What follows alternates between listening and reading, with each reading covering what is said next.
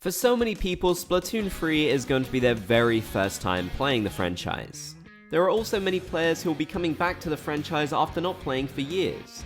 So I thought it'd be a good idea to go over 10 things that you need to know before you jump into Splatoon 3. I asked my subscribers to send in their suggestions for good tips that people will need to know about. So I've selected 10 of those and we're going to go over them in this video. Of course, there are so many useful things to know about Splatoon though, so make sure you leave your suggestions down in the comment section. The first tip comes from Nate, and they say don't ink your entire base at the start of a match. It's better to ink it later in the match when you need points for a special so you can make a push. This is incredibly useful advice, and although it might sound fairly simple, you'd be surprised how many people don't do this. It's always worth it to get out there and ink as much as you can when the game starts, rather than just sticking around your base. You'll cover a lot more ground this way, and your teammates won't be out there doing all the hard work themselves.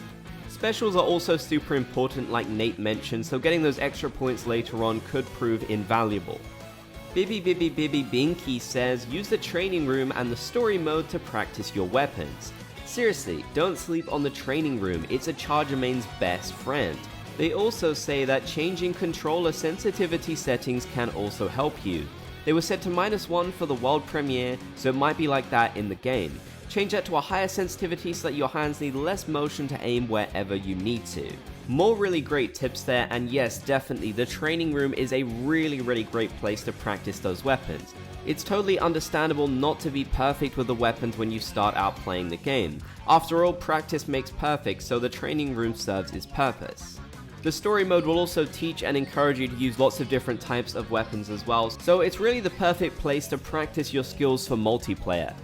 They're definitely right about adjusting the sensitivity as well. I would mess around with these settings as much as you can to see what you're most comfortable with. This could range from player to player, so definitely adjust it. Another tip coming from Madison, and they say biggest advice is to experiment and find your playstyle. I played as a roller for a while because I thought it was good for turf and ended up missing out on the fact that I love to play more speedy, aggressive, flanky style weapons like brushes and dualies. It's also refreshing to play and experiment with your entire kit, thinking about how to strategically combo your main, sub, and special. As mentioned earlier, it's really great to experiment with things and just mess around in Splatoon 3, there's absolutely no harm in doing that. Certain weapons and playstyles might not feel right for you, and that's okay. Don't force yourself into something that you don't feel comfortable with, because it'll probably just make you worse at your matches and suck out a lot of the fun of the game. Everyone tends to have their own unique playstyle, so experiment and find out exactly what yours is. There are even more new weapon types in Splatoon 3, so there's more playstyles to try out. Chalky says use your words. If you've been splatted in an enticing location or near a teammate, drop an ouch. If you have a special that can help people or clear a path to the enemy base, hit this way. Don't just spam messages because you swam off a wall or you're holding the Rainmaker in the middle of an enemy team. Definitely, these little messages are there for a reason and they can be really useful. I feel like a lot of people don't tend to use these honestly. But Nintendo put them there for a reason, so this is really fantastic advice. Ross says drop roll can be a lifesaver. It helps give you a couple seconds to do something after super jumping to a teammate and reduces being jump camped. If you've played Splatoon before, then you've probably been jump camped many times, so this is really great advice. And this absolutely could save someone during a match when they might imminently about to be splatted. As we've said, these features are there for a reason, so mess around with them and you might find them incredibly useful. Nami says don't use your special as soon as you get it, because I know I did that a lot when I first started playing Splatoon 2. Wait until you need to help your teammates with fights or pushing if possible, or if you're in direct danger. It can be so tempting to want to use your special right away, but that could definitely be a bit of a waste, and then you have to take the time to build it up again, at which point you might be dangerously close to getting splatted by someone. Being strategic for when to use your weapons in the game is definitely a great idea, and saving it for when you're in serious danger could honestly turn the tides of the match. If you've got a bunch of people encircling you and they're super close, you might want to use your special weapon to protect yourself, splat them, or just buy your teammates more time.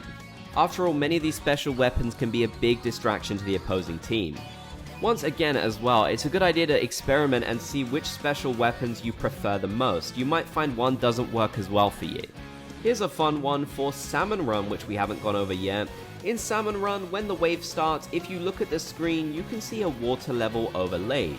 If it goes up or down, then you have the corresponding tide level. Incredibly useful advice. I feel like there's lots of little things like this that people tend to miss, but this is really useful to know. These sorts of things are here to help us, so this could definitely save a lot of people in Salmon Run. Azure Pip says, don't be afraid to be aggressive.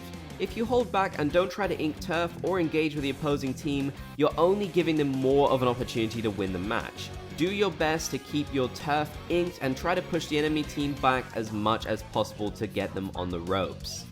Definitely, whilst being strategic is really important in Splatoon in my opinion, you also do have to be just a bit aggressive too.